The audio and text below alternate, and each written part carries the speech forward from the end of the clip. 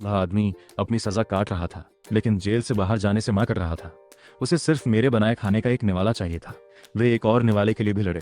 बाहर लोग खाने के लिए अंदर आने के लिए लगभग भीख मांग रहे थे। दूसरी तरफ मैं तो बस चौक में एक पैनकेक बेचने वाला था, जिसे एक गैंग लीडर ने बलि का बकरा बनाकर अंदर लाया था। मुझे 1 हफ्ते में फांसी दी जानी थी। जैसे ही मैं दुख और गुस्से से भर गया, जेल गार्ड कैप्टन मुझे पूछताछ वाले कमरे में ले गया और ब्लॉक ए में कैदियों के लिए खाना बनाने का ऑर्डर दिया। लेकिन मुझे सिर्फ पैनकेक बनाना आता था। चीन में इससे खाना बनाना मुश्किल से ही मार जाता था। क्या मुझे 2000 पैनकेक बनाने थे? भले ही आप कुकिंग के भगवान स्टीफन चौ को बुला लें, लेकिन अगर मैं समय पर खाना नहीं बना पाया तो न सिर्फ वार्डन मुझे जाने नहीं देगा, बल्कि मौत की सजा पाए कैदी भी मुझे मार डालेंगे। जैसे ही मैं निराश था, अचानक मेरे दिमाग में डम्पलिंग सूप की रेसिपी आ गई। मैंने अपनी उंगलियां घुमाई और उसे बना शुरू कर दिया। इस बीच गंभीर अपराधियों के लिए एक्सरसाइज वाले यार्ड में पीटर अपने छोटे बालों के साथ एक कुर्सी पर पीछे झुककर धूप सेक रहा खड़ा हुआ। गंभीर अपराधियों के एक ग्रुप को डाइनिंग हॉल के दरवाजे तक ले गया और जोर से अपने साथियों से पूछा, बच्चों, अगर लंच अब भी पहले जैसा ही खराब हो तो हमें क्या करना चाहिए? उसके बगल में एक दुबला पतला आदमी धमकी भरे अंदाज में बोला, इसे भगवान से मिलने भेजो। दरवाजे पर तेजी से हुई दस्तक से जेल का गार्ड सिलास चौंक गया, जो डाइनिंग हॉल में दिन में सपने देख रहा था। पता चला कि लंच का समय हो गया था, लेकिन किचन में अभी भी व्यस्त मुझे देखकर उसकी आंखों में चिंता की एक झलक आ गई। वह मेरी हालत जानता था और मेरी मदद करना चाहता था, लेकिन किचन का सीन देखकर वह हैरान रह गया। 50 बड़ी बाल्टियां एक तरह के सफेद दलिया जैसे खाने से भरी थीं। हालांकि उसने इसे पहले कभी नहीं देखा था। ये बहुत आम लग रहा था। इस चीज को आसानी से बेवकूफ नहीं बनाया जा सकता था। दरवाजे पर शोर सुनकर मैंने जल्दी से उससे कुछ ले जाने में मदद करने को कहा। सिलास ने सिर हिलाया और कहा, जब हम उन्हें बाहर ले जाएंगे तो मैं तुम्हें पहले जाऊंगा, नहीं तो वे हत्यारे तुम्हें बिल्कुल नहीं छोड़ेंगे। उसकी बातें सुनकर मेरा मन उसके प्रति थोड़ा और अच्छा। हम सारा डम्पलिंग सूप डाइनिंग हॉल की खाने की खिड़की तक ले जा पाते। बाहर चिल्लाने की आवाजें आने लगी। लोहे का गेट जोर जोर से खटखटाया जा रहा था और उन्होंने उसे जबरदस्ती घुसाना भी शुरू कर दिया। हमने अपनी रफ्तार काफी तेज कर दी। आमतौर पर कैदी खुद खाना ले जाते थे और जेल का गुंडा पीटर अपने गुर्गों से दूसरों को परोसने का इंतजाम करता था। लेकिन आज सुबह शेफ के साथ हुई खूनी घटना के बाद हमें शेफ को कैदियों के संपर्क में आने से रोकना पड़ा। सब कुछ ठीक होने के बाद साइलस ने किचन का दरवाजा बंद कर दिया। फिर पीटर लेदर जैकेट पहने और मुंह में सिगार लिए धीरे धीरे अंदर आया। उसके पीछे पीछे उसके साथी भी आदर से चल रहे थे। पीटर की नजर खाना परोसने वाली खिड़की पर पड़ी। साइलस, नया शेफ कहाँ है? साइलस ने शांति से जवाब दिया, कोई बात नहीं। पीटर ने नाक सिकोड़ी और अपने गुर्गे स्किनी मंकी को सबके लिए कुछ खाना ले जाने का इशारा किया, लेकिन स्किनी मंकी आते ही जम गया। फिर हैरानी से बोला, क्या ये सुअर का चारा है? पीटर का चेहरा तुरंत ठंडा पड़ गया और वह खाना परोसने वाली खिड़की की तरफ बढ़ा। जब उसने अंदर सफेद सॉस की करीने से रखी बाल्टियां देखी तो वह डर गया। साइलस को देखते हुए उसकी आंखों में जानलेवा इरादे चमक उठे। उन्हें सुअर का चारा खिलाया जा रहा था। अगर उसने ये बेइज्जती मान ली तो वह पीटर डिस्ट्रिक्ट ए का बॉस कैसे रह सकता था? सिलास ने अचानक एक कदम पीछे हट लिया। उसका हाथ स्टन गन पकड़े हुए था और पसीने से लथपथ था। वह अब से कहानी बच सका। पीटर, जल्दबाजी में मत बनो। ये डिश खास तौर पर ईस्ट के एक रहस्य टॉप टियर शेफ ने बनाई है। इस शेफ ने एक बार अकेले ही ईस्ट में डार्क कुजीन की दुनिया में धूम मचा दी थी। वो पहले ही पूछ चुका था और टूटे फूटे उच्चारण के साथ उसने कहा, डम्पलिंग सूप। वह जाने के लिए मुड़ा, लेकिन पीटर ने उसे पकड़ लिया। बड़ी, तुम्हें यह रहना होगा। फिर उसने एक चम्मच उठाया और एक कटोरा निकाला, लेकिन खुद खाने के बजाय उसने उसे अपने अंडरलिंग स्किनी मंकी की ओर बढ़ा दिया। स्किनी मंकी, तुम 2 साल से मेरे साथ हो। ये सूप का कटोरा तुम्हारा है। स्किनी मंकी का चेहरा तमतमा गया। उसकी आंखें हिचकिचाहट से भर गईं। उसे शुरू से ही सिलास की बकवास पर यकीन नहीं हुआ था, लेकिन वो अपने बॉस की बात नहीं मान सकता था। इसलिए उसने कटोरा उठाया और एक घूंट लिया। अगले ही पल वह हैरान रह गया, वहीं जम गया। उसके पूरे शरीर में एक गर्म खुशी का एहसास फैल गया, जैसे उसने खुद को एक बच्चे के रूप में देखा हो, अपनी माँ की बाहों में, और यहाँ तक कि भगवान को भी उस पर मुस्कुराते हुए देखा हो। स्किनी मंकी को लगा जैसे वह खुशी से मर रहा है। स्किनी मंकी के एक्सप्रेशन देखकर पीटर शक से भर गया और तुरंत अपने लिए एक कटोरा भर लिया। तुरंत वह फट गया। उसे एक वहन हुआ, जैसे वह अपनी बचपन की रॉकिंग चेयर पर हो और उसकी माँ ने उसे प्यार से गले लगा रखा हो। यह सब इतना असली लगा कि उसे पता भी नहीं चला कि वह पहले से ही रो रहा है। उसके बगल में बैठा जूनियर गार्ड सिलास पूरी तरह से हैरान था। क्या हो रहा है? वह सूप के कटोरे के लिए क्यों रो रहा था? इन गंवारों को देखो जिन्होंने पहले कभी चाइनीज खाना नहीं खाया और वे खुद को बॉस कहते हैं। वे बिल्कुल बेकार हैं। लेकिन हालात को देखते हुए उसकी जान बच गई। अपने बॉस और स्किनी मंकी को इतने चाव से दलिया पीते देख गुर्गों का ग्रुप खुद को और रोक नहीं सका। उन्होंने उत्साह से बड़े बड़े कटोरे उठाए और पिया। उनके चेहरे पर अविश्वसनीय खुशी झलक रही थी। पीटर पहले ही 3 बड़े कटोरे पी चुका था। उसने अपने 2 आदमियों को इशारा किया और उन्होंने एक बाल्टी पीछे छोड़ दी और उसे ब्लॉक 31 में पीटर के शानदार सेल में ले गए। उसे कुछ अपने लिए भी रखना था। अफरा तफरी वाली लूटपाट के बाद ब्लॉक ए में लंच का समय खत्म हो गया। नूडल सूप की सभी 50 बाल्टियां खत्म हो गई थी। 2 ग्रुप्स में तो बाल्टियों के तले को लेकर लड़ाई भी हो गई थी, जिससे 2 लोगों को गंभीर चोटें आईं और 6 को मामूली चोटें आईं। जब कैप्टन मार्टिन अपने आदमियों के साथ पहुंचा तो दोनों ग्रुप पहले ही तितर बितर हो चुके थे। मार्टिन ने गंदगी देखी और उसे सिरदर्द होने लगा। 5 कैदी एक कोने में दुबके हुए थे और खुद से कुछ बुदबुदा रहे थे। मार्टिन हैरान भाव से उसके पास गया और यह देखने के बाद कि वे क्या कर रहे हैं, वह अपने होंठ हिलाए बिना नहीं रह सका। ये पांचों खूंखार अपराधी असल में स्पष्ट संतुष्टि के साथ अपनी प्लेटें चाट रहे थे। ये पूरी तरह से बेतुका था, यकीन से परे मजेदार। उसने उन सबको डाइनिंग हॉल से बाहर निकाल दिया और फिर वार्डन को फोन करके छोटी मोटी लड़ाई की थोड़ी देर में रिपोर्ट की। वार्डन थोड़ा हैरान हुआ, लेकिन उसने इस पर ज्यादा ध्यान नहीं दिया। बस मार्टिन को उस रात डिनर बनाने के लिए एक अच्छा शेफ ढूंढने को कहा और इतना स्वादिष्ट डम्पलिंग सूप बना पाया। इसका कारण पूरी तरह से बिग पॉट कुकिंग सिस्टम था, जिसे मैंने पहले से ही खाना पकाने के लिए बांध रखा था। जब मैं दोपहर की झपकी से उठा तो मैंने पहले ही 2000 से ज्यादा सेटिस्फेक्शन पॉइंट्स कमा लिए थे। तभी बाहर कॉरिडोर में कदमों की आहट सुनाई दी और सिलास मेरे सेल के बाहर आ गया। पता चला कि वो चाहता था कि मैं डिनर बनाऊं। मैं तुरंत मान गया। मुझे उम्मीद नहीं थी कि मुझे कोई असिस्टेंट मिलेगा। ये एक सेक्सी खूबसूरत अंग्रेज औरत थी जो पहले एक चाइनीज रेस्टोरेंट में काम कर चुकी थी। ऐसा लग रहा था कि उसकी कुकिंग स्किल्स उसे जेल में कुछ खास फायदे देंगी। लेकिन जब सोफिया ने मेरी तरफ देखा तो उसकी आंखें बर्फीली हो गईं और उसने जेल गार्ड सिलास को दोस्ताना नजर से भी नहीं देखा। सिलास ने हमें जल्दी से खाना बनाने के लिए कहा, फिर बाहर इंतजार करने के लिए भाग गया। मैं बोलने ही वाला था कि सोफिया ने मुझे टोक दिया। तुम जैसे लोगों को टुकड़े टुकड़े कर देना चाहिए। मैं तुम्हारी किसी भी चीज में मदद नहीं करूंगी। सोफिया ने दांत पीसते हुए बोलना खत्म किया, दीवार से टिक गई और चुपचाप अपनी आंखें बंद कर ली। मैंने उसे नजरअंदाज कर दिया। मैंने उन चीजों को देखा जो हम उस दिन इस्तेमाल कर सकते थे और फ्रिज चेक करने के बाद मैं आह भरने से खुद को रोक नहीं पाया। असल में कुछ भी अच्छा नहीं था। मीट और सब्जियां कम थीं, इसलिए मुझे सादे नूडल्स से ही काम चलाना पड़ा। इस बीच सेल नंबर 1 में पीठ बेचैनी से मेडिकल डॉक्टर को देख रहा था। क्या मेरे भाई के जागने का कोई चांस है? तुम्हारे भाई के मामले में उसके जागने की संभावना 10,000 में 1 से भी कम है। मैंने सुझाव दिया कि उसे इस वेजिटेटिव स्टेट में रखने के बजाय उसके लिए शांति से इस दुनिया से चले जाना बेहतर होगा। पीटर का सिर घूम रहा था और उसका शरीर हिल रहा था, जैसे वह एक पल में कई साल बूढ़ा हो गया हो। उसने रॉबिन्स के लिए चीजें मुश्किल नहीं की, बस कमजोरी से कहा, उसे बाहर तक छोड़ो। पीटर बिस्तर के पास बैठा था, अपने भाई कीरा का हाथ पकड़े हुए। उसकी आंखों में दुख था। ये मेरी गलती है कि मैंने तुम्हारा ठीक से ख्याल नहीं रखा। अगर कोई तुम्हें जगा सकता है तो मैं खुशी खुशी अपनी सारी दौलत और पावर छोड़ देता। सीन बदलता है और मेरे सादे नूडल्स लगभग खत्म हो चुके हैं। मैंने पहले अपने लिए एक कटोरा बनाया और तुरंत ही पूरे कमरे में स्वादिष्ट खुशबू फैल गई। सोफिया ने नूडल्स को सूंघा और ऐसा लगा जैसे उसे हल्का करंट लगा हो। उसके मुंह के कोनों से पहले से ही लाल टपक रही थी। सोफिया के एक्सप्रेशन देखकर मैंने साफ साफ कहा, तुम्हें कुछ चाहिए? लेकिन मैं सोफिया तुम्हारा खाना खाने के बजाय मरना पसंद करूंगी। 10 मिनट बाद सिलास और सोफिया किचन में थे, हाथों में कटोरे लिए लगातार कांटे से नूडल्स खा रहे थे। उनके चेहरे खुशी से भरे हुए थे। सिलास को आखिरकार समझ आया कि लंच के समय कैदियों ने खाने के लिए क्यों लड़ाई की थी। खाना बहुत ही स्वादिष्ट था। उसके दिल में मेरे लिए थोड़ी इज्जत जगी। डिनर का समय अभी भी नहीं हुआ था, लेकिन डाइनिंग हॉल के बाहर एक लंबी लाइन लग चुकी थी। लोहे का गेट जोर जोर से बज रहा था। ये देखकर कि मैं बैठ गई हूँ, सिलास ने कलीग से सोफिया को वापस ले जाने को कहा। जाते समय सोफिया हिचकिचाई, शायद अपने आसपास के लोगों की वजह से। फिर सिलास कैदियों को डाइनिंग हॉल में ले गया। आज रात पीटर नहीं बल्कि स्किनी मंकी अंदर आया था। लंच टाइम की तरह ही स्किनी मंकी कुछ गुर्गों को खिड़की से अंदर ले गया ताकि लाइन में खड़े कैदियों को खाना सर्व कर सके। बाल्टी में नूडल्स तैरते देखकर स्किनी मंकी पहले तो हैरान रह गया, फिर भौहें चढ़ाकर शिकायत करते हुए बोला, ये नूडल्स क्यों है? मुझे नूडल्स सबसे ज्यादा पसंद नहीं है और बॉस को तो और भी ज्यादा, लेकिन क्योंकि मैंने दोपहर में जो खाना बनाया था वह अच्छा था, इसलिए उसने मेरे लिए मुश्किलें नहीं खड़ी की। मैं हल्का सा मुस्कुराया। ये नूडल्स ऐसी चीज नहीं है जिन्हें तुम सीधे खा सकते हो। इन्हें मेरे खुद से बनाए हुए गर्म शोरबे के साथ सर्व करना चाहिए। ये कहने के बाद मैंने हाथ बढ़ाकर अपने पास रखी बड़ी इंसुलेटेड बाल्टी का ढक्कन उठाया। तुरंत उठती भाप के साथ बाल्टी से एक मजेदार खुशबू निकली और तेजी से पूरे डाइनिंग हॉल में फैल गई। जिस किसी को भी यह खुशबू लगी उसके मुंह में पानी आ गया। भाई स्किनी मंकी, जल्दी करो और खाना सर्व करना शुरू करो। भाई अब और बर्दाश्त नहीं कर सकते। स्किनी मंकी को कोई जल्दी ही थी। वह 2 कदम आगे बढ़ा, इंसुलेटेड बाल्टी में देखा और खुशबू से थोड़ी देर हैरान रहने के बाद कैदियों को सर्व करने से पहले बॉस के लिए जल्दी से 5 हिस्से पैक किए। इस बीच सेल नंबर 1 में बिग माओ अपने भाई की हालत की वजह से गुस्से से उबल रहा था और उससे गुस्सा निकालने की कोई जगह नहीं थी। तभी ब्लूम अपने 2 गुर्गों के साथ एक थर्मस लेकर लड़खड़ाता हुआ अंदर आया। देर होने और खाने का स्वाद बिगड़ने के डर से वे अंदर जाने से पहले इजाजत मांगने का नियम भूल गए, जिसके चलते पीटर ने उन्हें बुरी तरह डांटा। तीनों आदमी डर गए।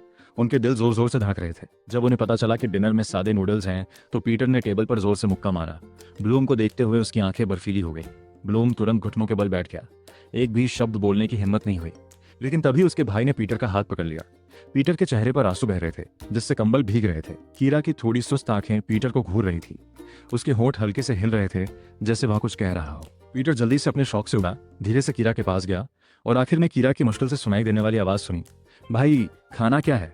इसकी खुशबू बहुत अच्छी है, मुझे बहुत भूख लगी है। पीटर ये सुनकर बहुत खुश हुआ, रो पड़ा और तुरंत अपने छोटे भाइयों से पूछा कि क्या उन्होंने नूडल्स खत्म कर लिए हैं। किस्मत से कुछ बचे थे। हालांकि पीटर शर्मिंदा था, लेकिन अपने भाई की खातिर उसके पास उन्हें ले जाने के अलावा कोई चारा नहीं था। पीटर बहुत खुश था और उसने सब्र से अपने भाइयों से कहा, ऐसा नहीं है कि मैं इसे खाना चाहता हूँ, यह नूडल्स की खुशबू है जिसमें कीरा को उसकी वेजिटेटिव स्टेट से जगाया है। वह डॉक्टर की जांच के बाद इसे खा सकता है। तीनों भाई हैरान रह गए। आखिरकार 3 स्पेशलिस्ट से सलाह के बाद वे एकमत से इस बात पर सहमत हुए कि यह मेडिकल हिस्ट्री में एक अनोखा चमत्कार था। पीटर ने अपने कनेक्शन का इस्तेमाल करके उसी रात अपने भाई को रिकवरी ट्रीटमेंट के लिए सबसे अच्छे हॉस्पिटल में भर्ती कराया। जाने से पहले अपने भाई के कहने पर पीटर अपने साथ थोड़े से नूडल्स वाला थर्स ले गया। इस काम से उसे लेने आई एम्बुलेंस बहुत हैरान हो गई। हॉस्पिटल में खाने की कमी नहीं थी। जब मैंने रात का खाना बना लिया तो जेल गार्ड सिलास मुझे वापस सेल नंबर 99 में ले गया और इन नूडल्स की वजह से मेरी मौत की सजा 7 दिन और बढ़ गई। मुझे ये नहीं पता था कि जो मॉब बॉस मुझे बलि का बकरा बना रहा था उसने मेरी सजा बढ़ाने के बारे में जानने के बाद तुरंत जेल में बंद बदमाशों से कांटेक्ट किया। उन्हें 6 दिनों के अंदर मुझसे निपटना था। अगले दिन सुबह होने से पहले मैं रेस्टोरेंट के किचन में पहुंचा। ठीक उसी समय सिलास सोफिया के साथ आया। सोफिया ठीक दिख रही थी, लेकिन उसकी नजरें कुछ बचकानी थी। उसने थोड़े कपड़े भी पहने थे। मैंने उसे नजरअंदाज किया। पहले सामान देखा, अभी भी बहुत कम और आह भरी। फिर आखिर में सोयाबीन पेस्ट के साथ स्टीम्ड बन बनाने का फैसला किया। उनकी मिलीजुली कोशिशों से सोयाबीन पेस्ट के साथ स्टीम्ड बन लगभग तैयार हो गए थे। सोफिया ने स्टीमर में बन रहे स्टीम्ड बन को देखा। उसकी आंखों में शक था। ये ब्रेड या पिज्जा जैसा नहीं लग रहा था। क्या इसे खाया जा सकता है? लेकिन कल रात मैंने जो सादे नूडल्स खाए थे उन्हें याद करके उसने इसके बारे में सोचना बंद कर दिया। इस समय तक कई कैदी रेस्टोरेंट का दरवाजा पीट रहे थे, जिससे सिलास हैरान रह गया। नाश्ता आमतौर पर सुबह 7 बजे मिलता था, अभी तो सिर्फ 6:30 बजे थे। क्या ये कैदी पागल थे? वो रेस्टोरेंट के अंदर से दरवाजे के पास गया, शोर सुना और भी हैरान रह गया। दरवाजा खोलो, हमें खाना है। भगवान प्लीज हमें खाना खिलाओ, हम और नहीं सह सकते। हम तैयारी तेज कर दी और जल्द ही सिर्फ सॉस को स्टिर फ्राई करने का आखिरी स्टेप बाकी रह गया था। ये मशीन से नहीं हो सकता था, इसे हाथ से करना था। मैंने बड़ी आसानी से उस बड़े 30 पाउंड के लोहे के वोक को ऐसे उछाला और घुमाया जैसे वह मेरे हाथ का ही हिस्सा हो। सोफिया और सिलास जो देख रहे थे उससे हैरान रह गए। उस 30 पाउंड के लोहे के वोक को इतनी सटीकता से चलाने के लिए कम से कम 10 साल की प्रैक्टिस की जरूरत थी, लेकिन मैं तो बस 20 साल का था। क्या यह लड़का 10 साल की उम्र से खाना उछालने की प्रैक्टिस कर रहा था? यह हॉल के बाहर कैदी पागलों की तरह बड़े लोहे के गेट पर जोर जोर से पीट रहे थे, जिससे बहुत तेज आवाज आ रही थी। उन्हें लीड कर रहा दुबला पतला आदमी चिल्ला रहा था कि अगर गेट जल्दी नहीं खोला गया तो वह उसे जबरदस्ती खोल देगा। मैंने जल्दी से सोफिया और सिलास को मदद के लिए बुलाया। हम तैयार होने के बाद सिलास ने आखिरकार डाइनिंग हॉल का दरवाजा खोला। स्किनी मंकी तुरंत बड़े ग्रुप को अंदर ले गया। उनकी आंखें लाल थीं और वे ऐसे चिल्ला रहे थे जैसे उन्हें कोई स्टिमुलेंट दिया गया हो। यहाँ तक कि मुझे जो उकसाने वाला था भी ऐसे सीन की उम्मीद नहीं थी। स्किनी मंकी हमेशा की तरह खाने की खिड़की के पास गया और जब उसने सफेद स्टीम्ड बन की लाइनें देखी तो वह हैरान रह गया। शेफ यून, ये क्या बकवास है? मैं पूरी रात भूखा रहा हूँ और तुम मुझे ये खिला रहे हो? स्किनी मंकी का दिल जोर से धड़क रहा था। सिलास नाराज लग रहा था। तुम सबसे पहले ब्रोम का गुर्गा ब्रदर जी को खाना मिला। ब्रोम के सपोर्टर होने की वजह से वह हमेशा जिले में घमंडी और रौबदार रहता था और जब उसने अपनी प्लेट में स्टीम्ड बन और बेकार सॉस देखा तो उसे बहुत गुस्सा आया। टेबल पर बैठकर वह ऊंची आवाज में चिल्लाया, मैं पूरी रात इसका इंतजार कर रहा था और मुझे ये मिला। अगर ये अच्छा नहीं है तो मुझे नखरे करने के लिए दोष मत दो। फिर उसने स्टीम्ड बन का एक टुकड़ा तोड़ा, उसे सॉस में डुबोया और अपने मुंह में डाल दिया। तुरंत उसकी पुतलियां सिकुड़ गईं क्योंकि उसके मुंह में अनोखा स्वाद भर गया। हे भगवान, क्या ये सबसे स्वादिष्ट खाना है जो कोई इंसान खा सकता है? उसने कहा, ऐसे चट कर गया जैसे वह अभी अभी किसी रिफ्यूजी कैंप से भागा हो। ये देखकर दूसरे कैदियों ने भी, जिन्हें अभी अभी खाना मिला था, दिल खोलकर खाया। जैसे ही सोयाबीन पेस्ट में डूबा स्टीम्ड बन उनके मुंह में गया, बहुत स्वादिष्ट सॉस बार की तरफ फूट पड़ा और उनके टेस्ट बड्स तक पहुंच गया। स्वाद के जबरदस्त झोंके ने उन्हें तुरंत खुशी और आनंद से भर दिया। पूरा रेस्टोरेंट तारीफ के शोर से भर गया। हे भगवान, मैंने पहले कभी इतना स्वादिष्ट खाना नहीं खाया। यह सच में ड्रैगन किंगडम का एक टॉप टियर शेफ है, उन औसत दर्जे के शेफ से कहीं बेहतर। अब मैं हर दिन बस खाता हूँ। मैं अब जेल से बाहर नहीं निकलना चाहता। जीसस भी मुझे नहीं ले जा सके तो बाहर निकलने का क्या मतलब है? अगर मैं बाहर निकल गया तो क्या मुझे इतना स्वादिष्ट खाना खाने को मिलेगा? मैं बाहर निकलने के बजाय मरना पसंद करूंगा। ये बातें सुनकर सोफिया का दुनिया को देखने का नजरिया टूट गया। वह मुझे घूरती रही, सोच में डूबी रही। सोयाबीन पेस्ट में डूबे स्टीम्ड बंस ने कैदियों को इतना खुश कर दिया था। यह तो बस भगवान जैसा था। यह कल के सादे नूडल्स से भी ज्यादा जबरदस्त था। सिलास इस स्वादिष्ट चीज का स्वाद लेना चाहता था, लेकिन उसकी पोजीशन की वजह से कैदियों के सामने ऐसा करना ठीक नहीं था, इसलिए वह चुपके से अपनी लार निकल सका। कल रात की तरह ब्लूम ने एक थर्मस भरा और जोश में अपने 2 साथियों को डाइनिंग हॉल से बाहर ले गया। हालांकि पीटर आज सुबह खाना खाने नहीं आया था और उसने किसी से खाना लाने के लिए नहीं कहा था, लेकिन वह अपने बॉस को इम्प्रेस करने का ये मौका नहीं छोड़ सकता था। नाश्ता आधे घंटे तक चला। कैदियों ने स्टीम्ड बंस से अपनी प्लेटों से सोयाबीन पेस्ट तब तक साफ किया जब तक वे बेदाग न हो गईं। एक कैंटीन में सिर्फ भाई जी रह गए। उस दिन उसने पेट भर खाया था, कनपटियों के पास बाल ठीक किए और अपनी ट्रे खाना परोसने वाली खिड़की तक ले गया। सोफिया अब खिड़की पर खाना परोस रही थी। सुंदर लेडी, मुझे 2 और स्टीम्ड बन और 1 चम्मच सोयाबीन पेस्ट दो। सोफिया ने अपने पीछे खाली इंसुलेटेड डिब्बे पर नजर डाली। उसका चेहरा थोड़ा परेशान था। मैंने सारे स्टीम्ड बन खत्म कर दिए और तुम 4 बार खाना मांग चुके हो। क्या तुम पक्का खा सकते हो? ब्रदर जी ने मजाक उड़ाया। दिखावा बंद करो। तुम किचन वाले हमेशा अपने लिए कुछ बचा कर रखते हो। जल्दी करो और मुझे दे दो, नहीं तो मैं उकसा हो जाऊंगा। सोफिया ने बस हाथ बांधकर उसे नजरअंदाज कर दिया। ब्रदर जी की आंखें गुस्से से चमक उठी और उन्होंने ट्रे पकड़कर नीचे पटक दी। सोफिया ने मजाक उड़ाया, थोड़ा सा साइड किया और आराम से उसे चकमा दिया। ट्रे जोर से उसके पीछे दीवार से टकराई। ब्रदर जी और भी गुस्से में आ गए और खाना परोसने वाली खिड़की वाले कमरे में घुस गए। सोफिया का चेहरा और फिगर देखकर वह हैरान रह गया। अचानक उसके मन में एक बुरा ख्याल आया और वह आगे की ओर झपटा। इससे पहले कि सोफिया बच पाती, पीछे से एक फुसफुसाहट की आवाज आई और किचन से एक बड़ा काला बर्तन निकला जो चिकन ब्रो के चेहरे पर जोर से लगा, जिससे उसे तुरंत चक्कर आने लगे और वह लड़खड़ा गया। गुस्से में होने के बावजूद मेरी भयानक ताकत के कारण उसकी हिम्मत नहीं हुई कि वह पास आए। इतना बड़ा लोहे का बर्तन फेंकने में कितनी ताकत लगती है। चिकन ब्रो ने अचानक 2 कदम पीछे हटते हुए मेरी ओर इशारा किया और कहा, एक मामूली कुक किसी पर हाथ उठाने की हिम्मत कैसे कर सकता है? क्या तुम्हें नहीं पता कि इस डिस्ट्रिक्ट में मुझे धमकाने की हिम्मत कौन कर सकता है? तुम बस इंतजार करो। ये कहने के बाद चिकन ब्रो ने अपना आधा चेहरा ढक लिया और जल्दी से रेस्टोरेंट से बाहर चला गया। सिलास ने फुसफुसाकर याद दिलाया, इस चिकन ब्रो की अजीब आदतें हैं और डिस्ट्रिक्ट जेल में उसके कनेक्शन का एक उलझा हुआ नेटवर्क है, खासकर ब्राउन के साथ उसका अजीब रिश्ता। वह शायद ब्राउन को ढूंढ ही लेगा। वह अपनी पोजीशन का इस्तेमाल करके दखल देना चाहता था, लेकिन जेल का एक अनलिखा नियम था। गार्ड का काम जेल के सबसे बेसिक सिस्टम को बनाए रखना था और कैदियों के अंदरूनी झगड़े उनका अपना मामला था। सोफिया ने धीरे से मेरी आस्तीन खींची। उसका चेहरा माफी मांग रहा था। जैसे ही मैं बोलने वाला था, रेस्टोरेंट का दरवाजा अचानक खुला और ब्रोम 2 गुर्गों के साथ अंदर आया। जल्दी में लग रहा जैसे कुछ गड़बड़ हो। वे सीधे चिकन से टकरा गए जो जाने ही वाला था। चिकन की आंखें तुरंत लाल हो गईं, लगभग फूट फूट कर रोने लगा।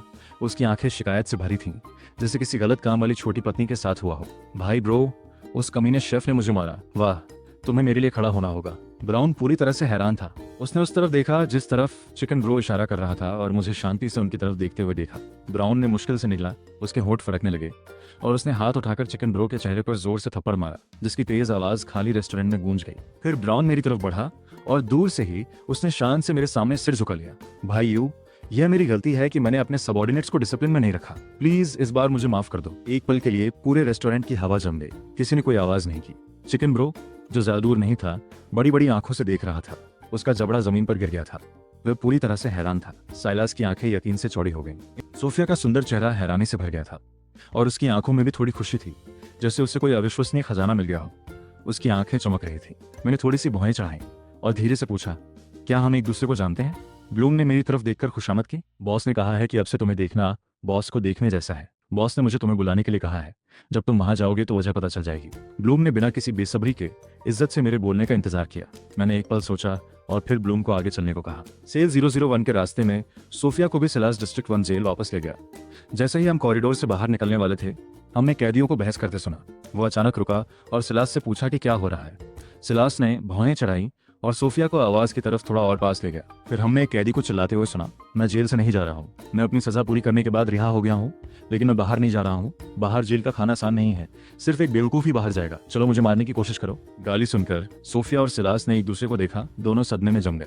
इस बीच जेल के ब्लॉक बी में बिना ताज का सरगना एविला एक अधेड़ उम्र के आदमी से पूछताछ कर रहा था। डर से कांपते हुए उस आदमी ने कबूल किया, बॉस, ऐसा नहीं है कि मैं ब्लॉक ए से कनेक्शन रखना चाहता हूँ, बस उनका खाना बहुत स्वादिष्ट है। इस वजह से एविला पूरी तरह हैरान रह गया।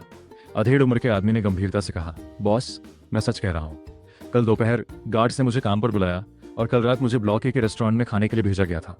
वह सादा नूडल सूप बहुत स्वादिष्ट था। मुझे पता चला कि ब्लॉक ए में मौत की सजा पाया एक कैदी है जो चीन का टॉप टियर शेफ है और वही सादा नूडल्स बनाता है। आज सुबह मुझे कुछ खाने का मन करा था, इसलिए मैंने डिपिंग सॉस के साथ स्टीम बन पर $1000 खर्च कर दिए। एविला का गंभीर लहजा असली लग रहा था, लेकिन उसमें जो था वह बिल्कुल अविश्वसनीय था। डिपिंग सॉस के साथ स्टीम बन्स के लिए $1000? क्या वह पागल हो गया था? खाना कितना स्वादिष्ट हो सकता है? उसने मुंह बनाया और पूछा, क्या यह सच में इतना अच्छा है?